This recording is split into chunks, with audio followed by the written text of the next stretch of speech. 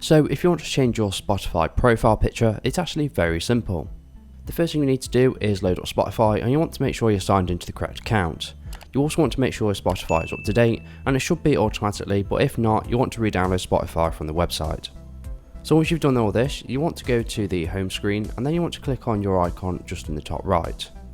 Now this should take you to your profile, and from here you want to hover over your icon and click on the change button just underneath. You then have the option to either remove your profile picture or to change it, and in this case you want to click on change. You then want to change the profile picture that you want to change it to, and then click on open. Now unfortunately you can't adjust how the profile picture looks, so it all depends on the resolution of the picture. This change can take a few hours to update for yourself and for other people on other platforms.